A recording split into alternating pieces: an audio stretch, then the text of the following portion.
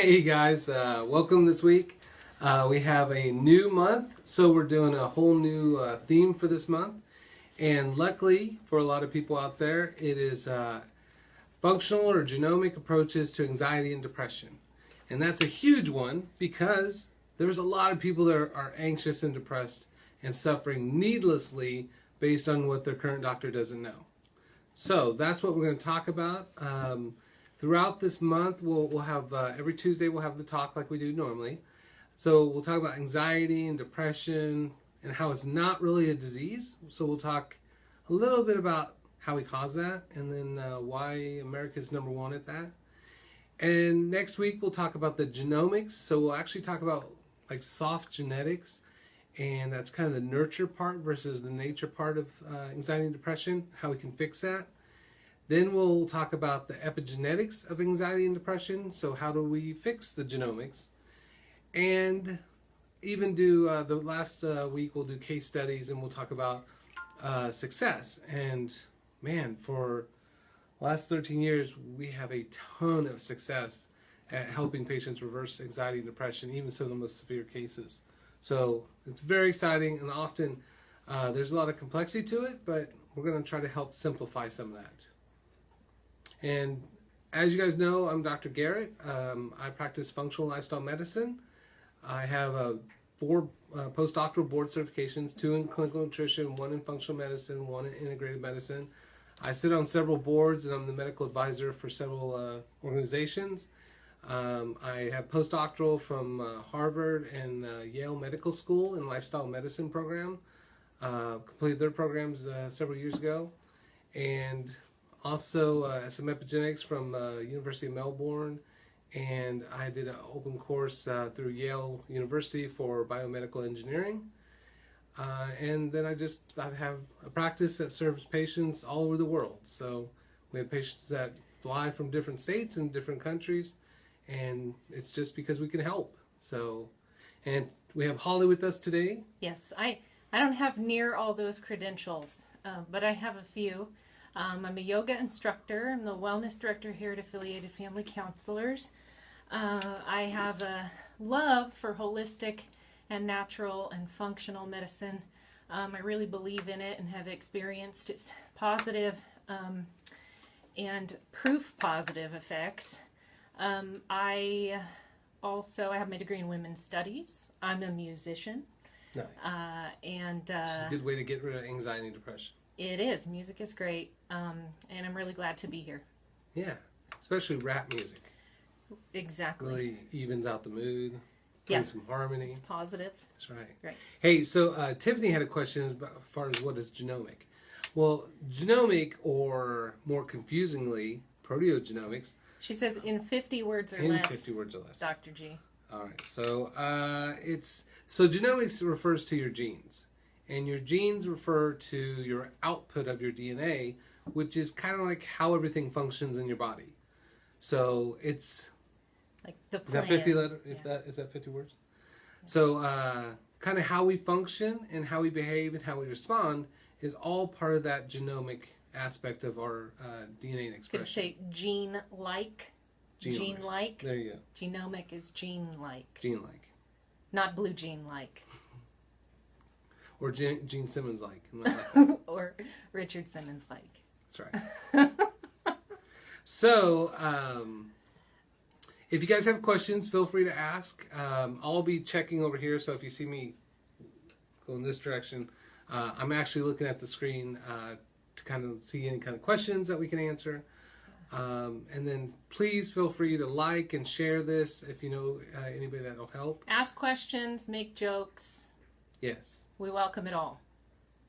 So, today we're going to talk about anxiety and depression.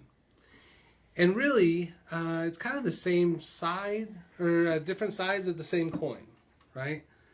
So one basically leads to the other. They're kind of what people might call, or doctors call, comorbidities. So we tend to see one exacerbated by the other, or kind of prerequisite of the other. But eventually, if you keep on, you'll get both like an American. So we always strive to achieve. That's right. And that's why we're number one. in anxiety and depression. That's right. And like, it's a very American kind of phenomenon too. So not only are we number one, but we're like way number one, right? I mean, it's not a good number one. So like in France, we have 50% more depression. Which, by the way, I was pretty surprised that they were even depressed in France. So France has 50% more depression than no, we do? we do. Oh, we have 50% more depression. We're not going to let the French beat us in depression. Yeah, you're right. That's not American. How could I even think that? So, I don't know what they're sad about. I don't know. Maybe losing World War II. I don't know. I don't know. So, I'm not here to judge. But we won. So, so 50% more in France. And then in the Netherlands, which 90% of Americans can't figure out where they're at on a map based on a statistic I made up. But they're we are 2 times more likely, or twice as likely, to be more depressed than the Netherlands. Which is interesting because some of the cities in the Netherlands actually have some of the happiest populations on earth. So that's pretty cool, but we're not doing so well. And then, of course, Belgium, I think, which has the world's healthiest, happiest people, if I remember right. Okay. And there's actually more bikes than people there. They are actually, we're 3 times more likely to be depressed or anxious than them. So it might be the Belgian waffles. I don't know. As long as they're gluten-free, dairy-free. So, right. I mean, so when we look at that, this is like our family. I mean, when you look, okay, so the stats are 1 in 5 for anxiety, 1 in 10 for depression. Oh, just a second here. I didn't get longer arms. Okay. So, with that means that is like 1 out of 5 people that we know, 1 out of 10 people we know for depression. That's crazy and it's unacceptable. And you know, the numbers for depression, it's 1 in 10. But the reality is, if we counted guys who don't seek treatment, because we'll work it out, that's probably 1 in 5. So usually we think it's women. It's 2 to 1 women.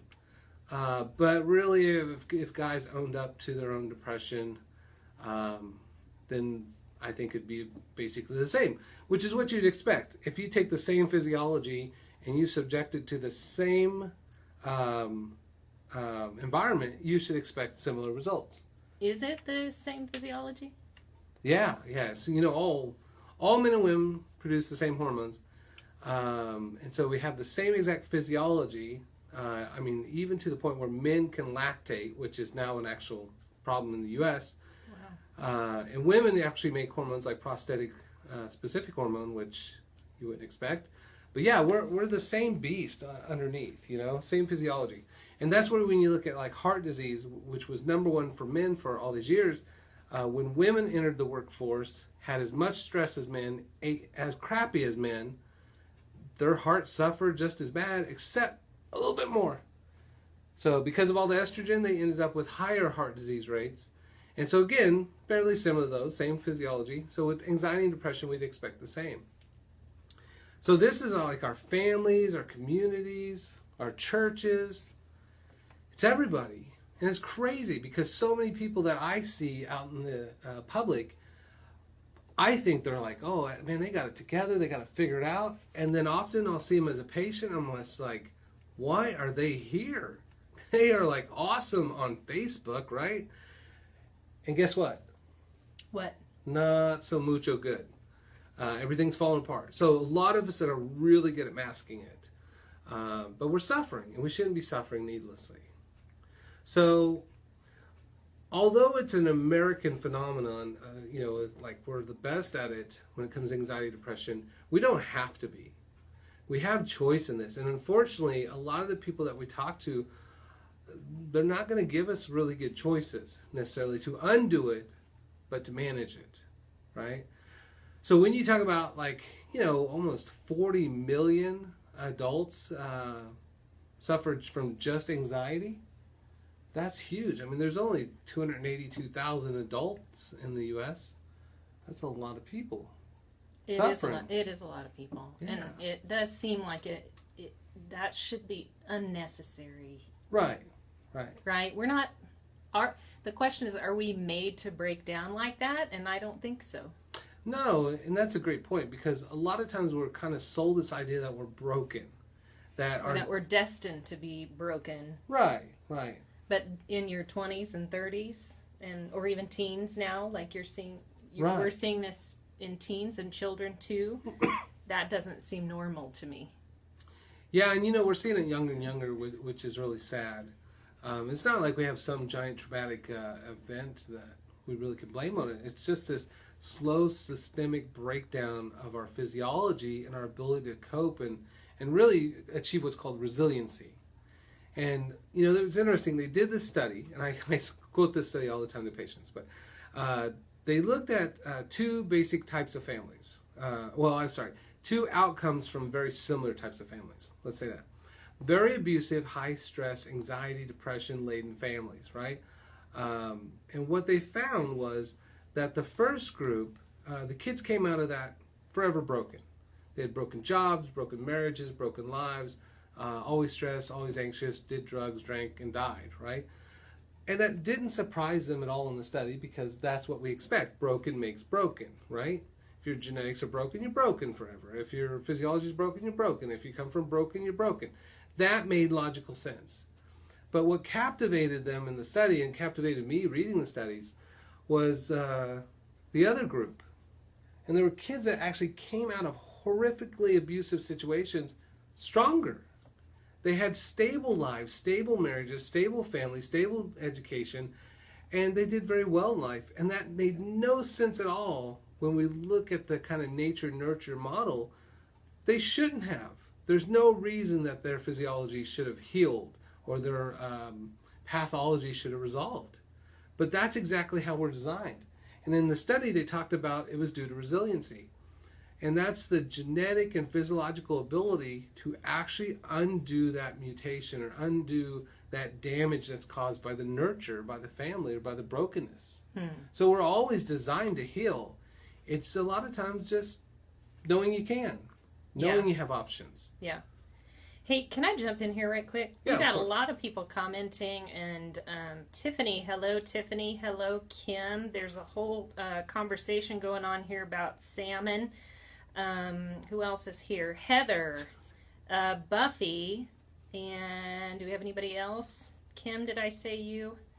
So, yeah, we will. We can't get to all of the questions, but there's definitely some good ones. And thanks for joining in, and thanks for being active. Yeah. Are you wondering about the salmon conversation? Yeah. The salmon conversation started early. So how did we come to salmon on the question? Is there a correlation to eating salmon and depression and or anxiety? Yoga? ? Yay, how can we protect our wrists? Oh, okay. Well, there's a yoga question too. All right. But, so, I posted something earlier from The Onion, which is a joke website, satirical website, and it said something about studies show there's no way to get healthy without eating salmon. And so I thought that was funny, and I posted it. And so now we have a salmon question. So there might be more anxiety of how to prepare salmon than to right here. Salmon. So salmon can definitely help. And that's really all cold water fatty fish. And we'll talk about that as we go. But wild caught, salmon, tuna, mackerel, cod, sardines, anchovies, those are all profoundly full of wonderful omega-3s, which actually help brain development and brain function. But again, we're not depressed because we're salmon deficient. It's a whole... There's more to it than that. Yeah. And don't forget that word, children, genomics. That's what we're talking about today. We're going to talk about genes, right? And how they relate. Yeah. Okay. Well, more next week. Okay. More in depth next week with that. All right. But we don't want to scare everybody in the beginning. All right. With that. So, now what about the yoga wrist? What's that about? Protecting your wrists in yoga. There's always lots of ways to modify in a yoga class, and hopefully if you have a good teacher, they can help you modify to protect your wrists. One article I read recently actually stated that strengthening your core will also protect the wrists as well. Like if you're going through a vinyasa, if you know what those are. So core strengthening for sure, and then anything that's going to keep you from compressing the wrists down into the floor as you work. So sometimes Oh, I don't know what I just pushed. sometimes we support the wrists right underneath at the base of the hand in different ways. And I can give me a call here, 6362888, if you have any questions or want to work on something.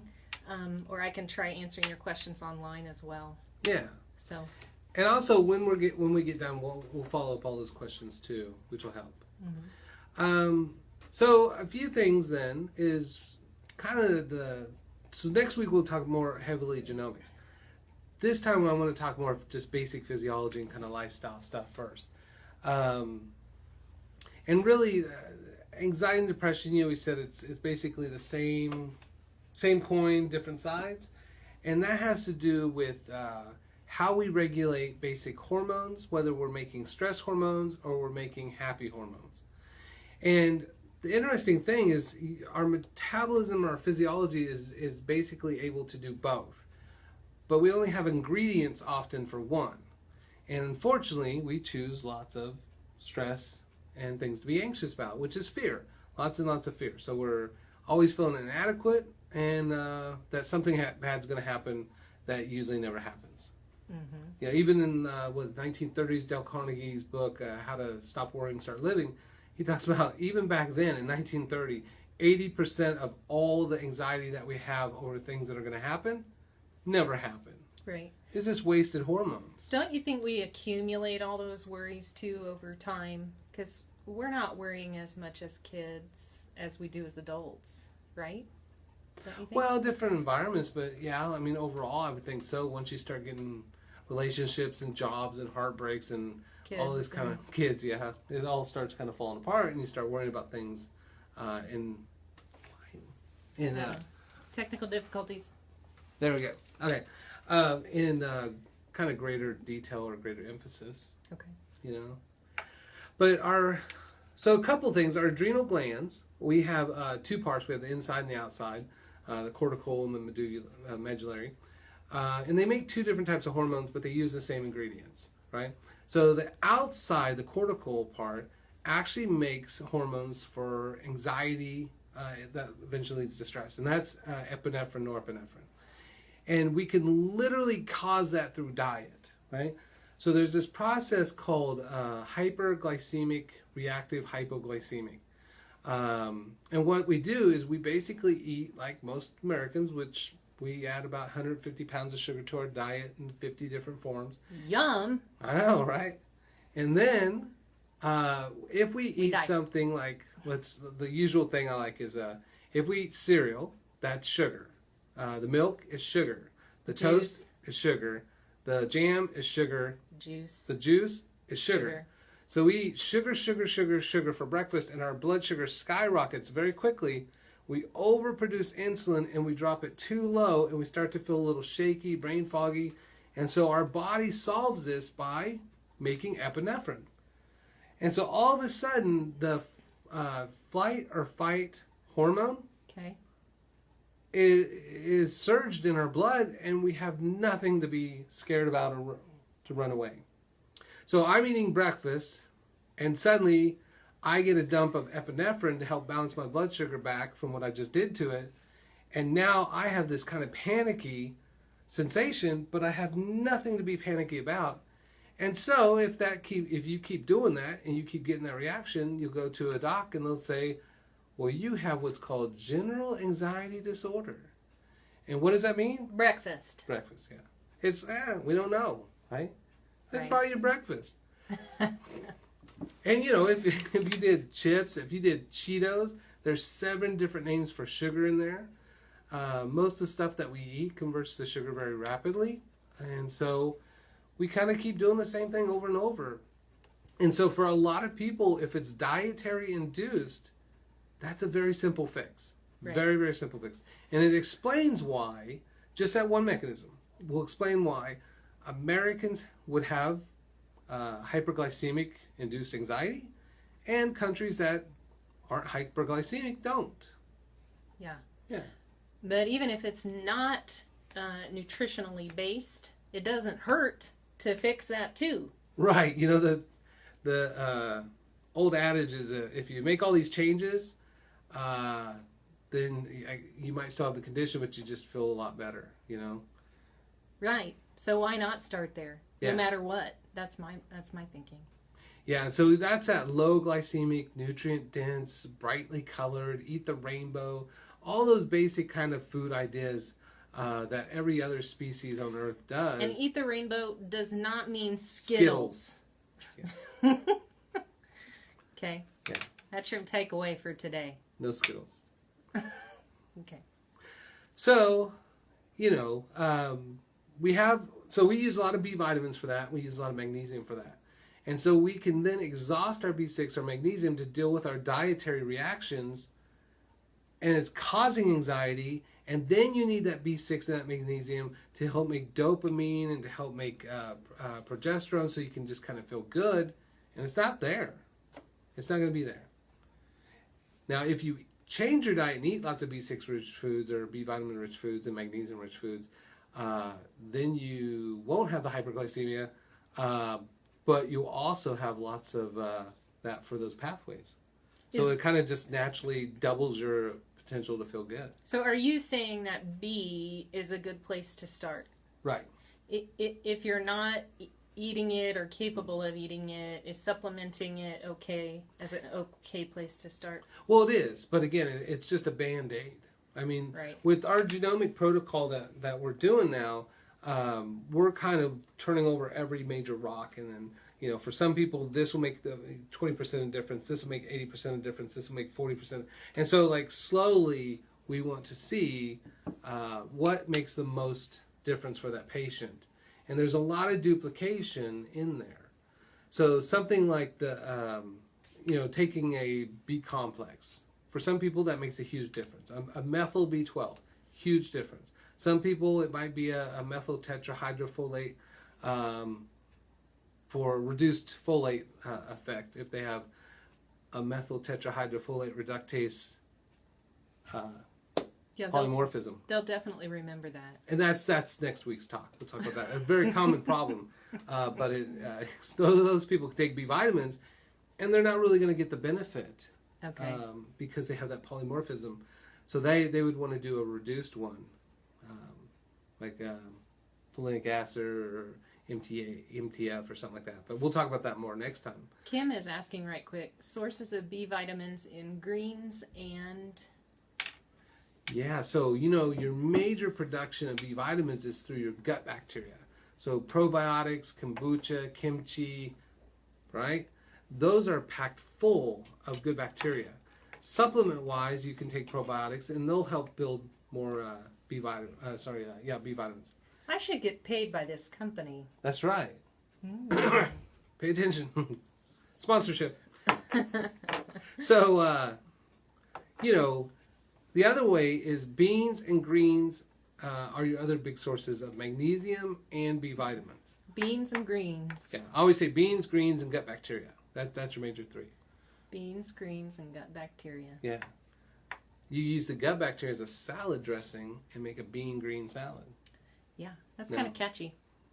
So, if you take antibiotics, you should be depressed after that because you killed off your source of making B vitamins. So that's why you got to reestablish all the time. That's good to clean your nails with your teeth. Get lots of good bacteria in there. Eat dirt. Inside fat. Okay. Yeah. Sorry. So those B vitamins and those magnesium, anything green's magnesium. So like a kale shard, even romaine, but it's going to be less. Those are all going to be packed full of magnesium, which then runs those metabolic pathways for happiness and for stress. The dark leafy greens. Dark leafy greens. Dark, thick Yeah. leafy greens. Not the number one lettuce consumed by Americans, which is... Good old iceberg, people. That's right. You find that everywhere. Might as well consider it a weed. Iceberg. Iceberg. So the other pathway is progesterone. So we take cholesterol, which does not cause heart attacks, but is wonderful for your hormones. If you take statins, you should be depressed because progesterone makes you feel awesome. Testosterone makes you feel awesome, and those are both cholesterol. If you take statins, you shouldn't make either one, and you should feel like crap, right? So that's a no-brainer there. Now, on the progesterone, that's what makes you feel good. Now, typically we think about as female hormones. That's why women, when they get pregnant, they just glow and they feel great because they're just surging full of progesterone. It's like oozing out of their body, all the happiness and joy, right? So, and if people have miserable pregnancies, it's usually because, again, same thing. They've exhausted their progesterone, so they're not feeling so happy with that surge. They're not getting that surge enough. So, or they're drinking too much surge soda. Because they're stressed. Yeah? All right. So with progesterone, we can convert that to cortisol, which is stress hormone. So we either have we have these two hormones that come from cholesterol. It comes to pregnenolone, then it goes to progesterone, then it goes to cortisol. So we can have progesterone and feel awesome. And we can live that lifestyle and feel great. Or we can convert it or steal it and make cortisol and just be stressed out of our mind. Now, cortisol is not evil. We need some cortisol. Stress is good. Stress makes us grow and stronger and all that, just like inflammation. Inflammation is not bad. Excess inflammation is bad. Excess cortisol is bad. And so basically we create these lifestyles that are unsustainable with stress, and we choose to be stressed, whether we like it or not. We choose to be stressed. Maybe unconsciously. Yeah. Right, and that takes a huge toll. And so again, if you see anxiety and depression in families, it's not genetic. It's if I do what they do, I'll get what they got. If I handle things like my mom did, then I should be stressed all the time. But I choose not to because it doesn't work. I watched it, it doesn't work. So I don't want that. So I have to make choices and changes, right? So we have the ability then, based on our decisions, to affect whether we make progesterone and feel great, or cortisol and feel stressed. And those pathways to do that exhaust B6, and then we have less hormone, or less ability to make more hormones to feel good to cope. And that's kind of called the downregulating, right? Is that the same as downregulating? Yeah, so no, not this It's one. different. Okay. That's when we take the meds. Ignore me. No, but that's the steal. So we'll call it progesterone steal or dopamine steal or whatever. We should put this on our dry erase board. That's right. Are there slides? Yeah, there are slides, and I'll put them on here for you. Actually, let me do that right now. I'll put them on the Facebook feed. Well, I can't. So there's some slides that you can look through that correlate to this talk tonight that might help if some of it feels like it's a lot of information. Yeah, there you go. So that's the anxiety and depression cure. So that goes through some of the basic things that we're talking about. So the other thing is you have dopamine. And dopamine will make you feel great or it'll make you feel anxious. Dopamine is created through tyrosine, which is also how you balance out thyroid. And so, again, we go back to the B6 pathways and the magnesium pathways to convert that. But a lot of times we then bypass dopamine, which we feel doped and good, and then we make epinephrine and then feel stressed. So our dietary American kind of standard American diet, right, SAD, that is going to convert dopamine from happiness to epinephrine to help mask our blood sugar issues. Okay. Does that make sense?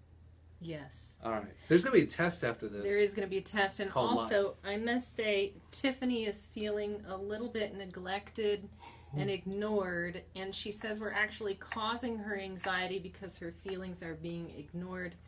Shall we address some of Tiffany's questions?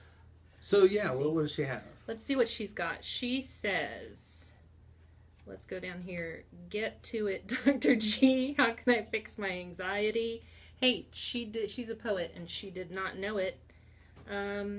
She just had some basic questions, I think, and is making it fun in the comments section. All right. Well, and I'll answer all those kind of more in-depth questions, too.